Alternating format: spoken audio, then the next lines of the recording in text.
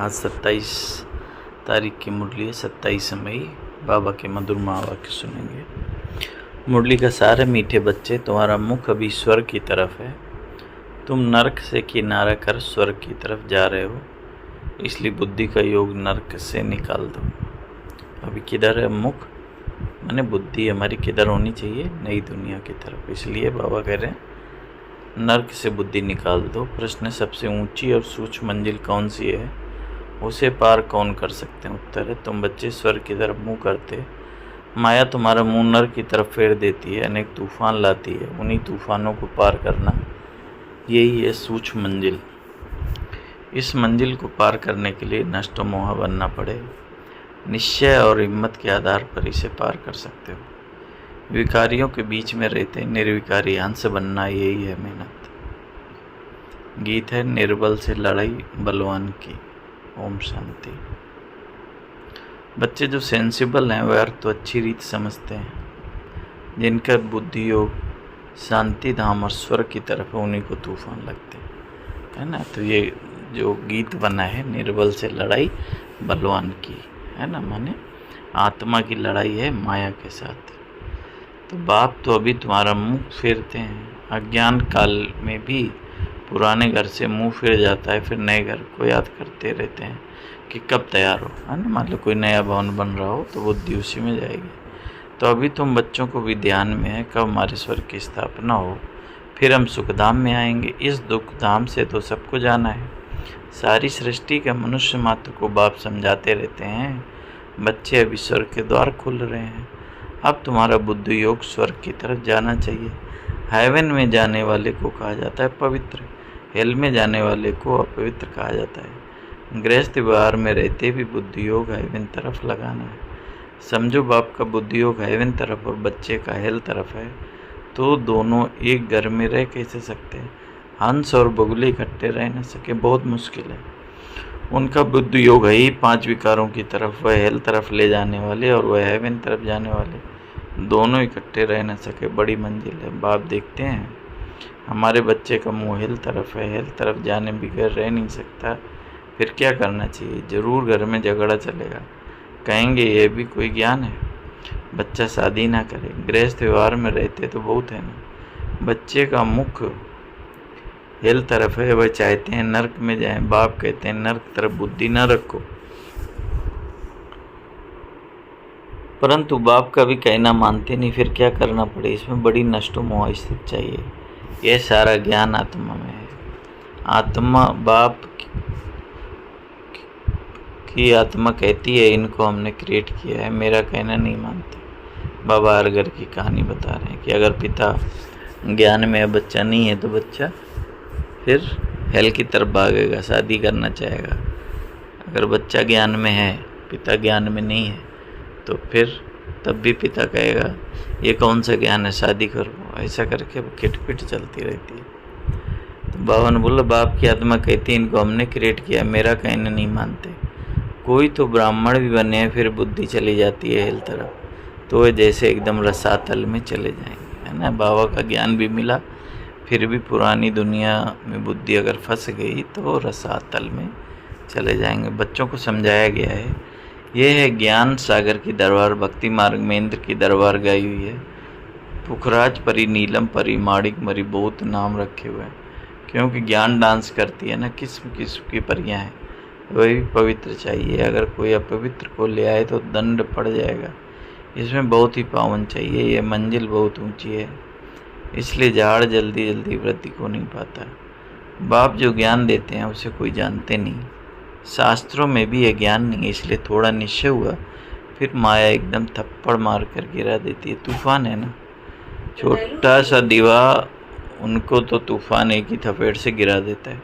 दूसरों को विकार में गिरते देख खुद भी गिर पड़ते हैं। इसमें तो बड़ी बुद्धि चाहिए समझने की। गाया हुआ है अबलाओं पर अत्याचार हुए, बाप समझाते हैं बच्चे काम महाशत्रु हुए। इससे तो तुम्हें बहुत नफरत आनी चाहिए। बाबा बहुत नफरत दिलाते हैं। अभी आगे ये बात नहीं थी, हेल तो अभी है ना। द्रौपदी ने पुकारा है, ये अभी की बात है। कितना अच्छी रीत समझाया जाता है, फिर भी बुद्धि में बैठता नहीं। ये गोले का चित्र बहुत अच्छा है ना। क्या लिखा है इसमें?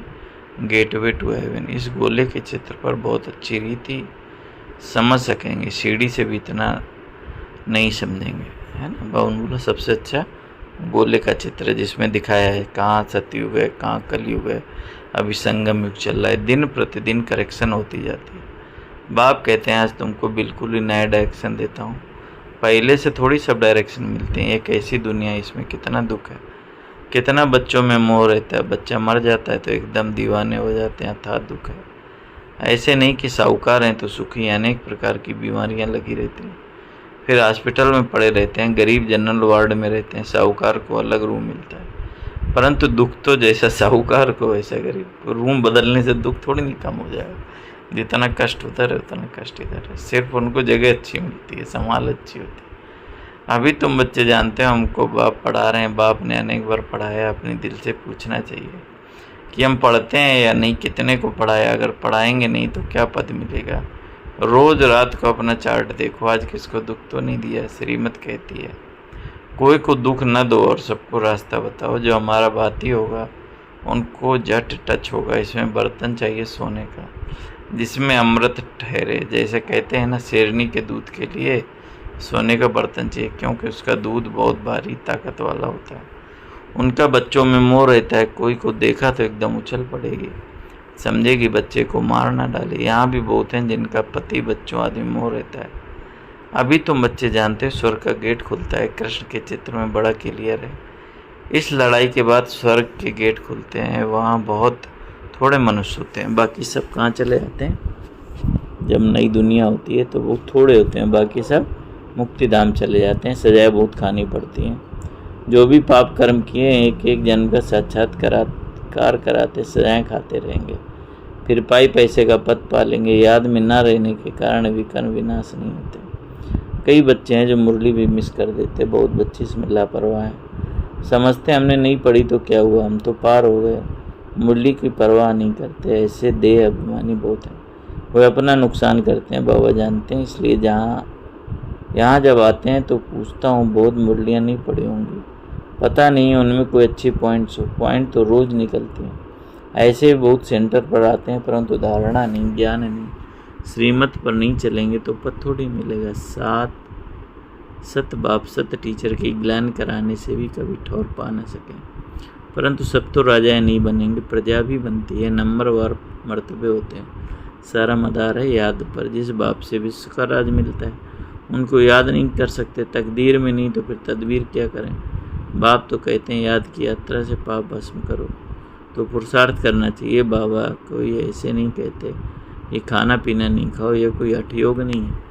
बाबा कहते चलते फिरते सब काम करते, जैसे आशुक मासूक को याद करते ऐसे याद में रहो। उन्हों का नाम रूप का प्यार होता है। ये लक्ष्मी नारायण विश्व के मालिक कैसे बने किसको भी पता नहीं, तुम तो कहते हो कल की बात है। ये राज करते थे, मनुष्य तो लाखों वर्ष कह देते हैं। माया ने मनुष्यों को बिल्कुल भी पत्थर बुद्धि बना दिया। अभी तुम पत्थर बुद्धि से पारस बुद्धि बनते हो।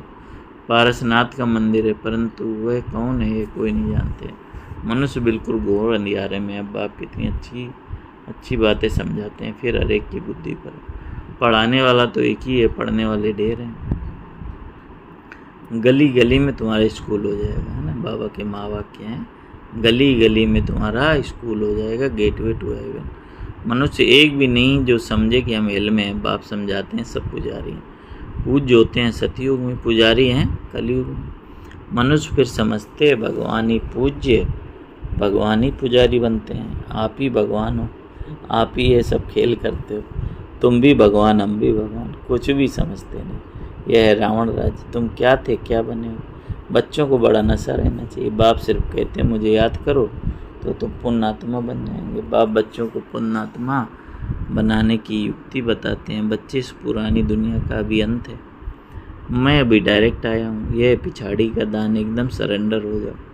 बाबा सब आपका है, बाप तो देने के लिए ही कराते हैं। इनका कुछ भविष्य बन जाए, है ना। बाबा की एक दिन अगर कुछ सफल हो रहा है तो किसका भाग्य बन रहा है, बाबा का या हमारा।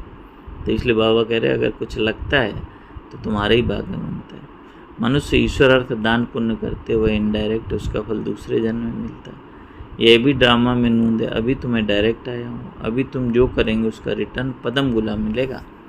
सतयुग में तो दान पुण्य की बात नहीं, यहाँ कोई के पास पैसे हैं तो बाबा कहेंगे अच्छा सेंटर खोलो, प्रदर्शनी बनाओ, गरीब हैं तो कहेंगे अच्छा अपने घर में बोर्ड लगा दो, गेटवे टू हेवन। स्वर्ग और नर्क है ना, अभी हम नर्कवासी हैं, ये कोई समझते नहीं। अगर स्वर्ग पधारा तो उनको नर्क में क्यों बुलाते हो? स्वर्ग में कोई थोड़ी कहेगा स्वर्ग पधारा, वह तो है ही स्वर्ग। पुनर्जन्म स्वर्ग में मिलता है, यहाँ पुनर्जन्म कहाँ मिलता है? स्वर्ग में शरीर छोड़ेंगे तो स्वर्ग में ही जन्म मिलेगा, नर्क में छोड़ेंगे तो नर्क में। यह बातें तुम समझा सकते हो। भगवान वाच माम एकम याद करो, क्योंकि वही पतित पावन है, मुझे याद करो तो तुम पुजारी से पूज्य बन जाएंगे। भल स्वर्ग में सुखी तो सब होंगे, परंतु नंबरवार मर्तबे होते हैं, बहुत बड़ी मंजिल है। कुमारियों को तो बहुत सर्विस का जोश आना चाहिए। हम भारत को स्वर्ग बनाकर दिखाएंगे। कुमारी वह जो 21 कुल का उद्धार करे, अर्थात 21 जन्म के लिए उद्धार करे। अच्छा मीठे मीठे सिखलत दे बच्चों प्रति माता पिता बाप दादा का याद प्यार और गुड मॉर्निंग। रूहानी बाप की रूहानी बच्चों को नमस्ते। हम रूहानी बच्चों की रूहानी बाप दादा को याद प्यार गुड मॉर्निंग। नमस्ते बाबा, नमस्ते, शुक्रिया बाबा, शुक्रिया। धारणा के लिए मुख्य सार, इस पुरानी दुनिया का अंत है। बाप डायरेक्ट आया है तो एकदम सरेंडर हो जाना है। बाबा यह सब आपका है, इस युक्ति से पूर्णात्मा बन जाएंगे। मुरली कभी मिस नहीं करना, मुरली में लापरवाह नहीं रहना। ऐसे नहीं हमने मुरली नहीं पढ़ी तो क्या हुआ, हम तो पार हो गए, नहीं, ये देह अभिमान है। मुरली जरूर पढ़नी है, वरदान है। स्वयं को मोल्ड कर गोल्ड बन, हर कार्य में सफल होने वाले स्वपरिवर्तक। फिर से सुनेंगे, स्वयं को मोल्ड कर रियल गोल्ड बन, हर कार्य में सफल होने वाले स्वपरिवर्तक हुआ। विस्तार है, जो हर परिस्थिति में स्वयं को परिवर्तन कर स्वपरिवर्तक बनते हैं वे सदा सफल होते हैं।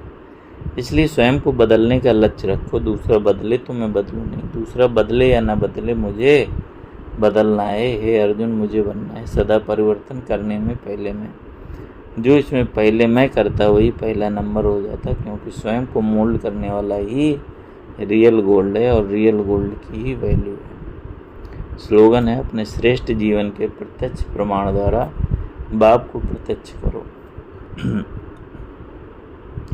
अपने श्रेष्ठ जीवन के प्रत्यक्ष प्रमाण द्वारा बाप को प्रत्यक्ष करो। अव्यक्त सारे हैं, रूहानी रॉयल्टी और प्योरिटी की पर्सनालिटी धारण करो। विस्तार है, बाप समान बनना है, वो बाप के समीप जाना है तो अपवित्रता अर्थात काम महाशत्रु स्वप्न में भी वार न करो। सदा भाई भाई की स्मृति, सहेज और सुताओ। आत्मा के असली गुण स्वरूप और शक्ति स्वरूप स्थिति से नीचे नहीं हो। अच्छा, ओम शांति। तो आज बाबा ने बोला कि मुख किधर होना चाहिए? स्वर्ग की तरफ। पुरानी दुनिया याद ना आए, है ना। हमारी मंजिल कौन सी है? हमारी मंजिल है तूफानों को पार करना। इसके लिए बाबा ने क्या तरीका बनाया? नष्टो मोह बनो, निश्चय और हिम्मत से इसे पार करो। विकारियों के बीच निर्विकारी रहना, अंश बनना, यही मेहनत है। अच्छा, ओम शांति, ओम शांति।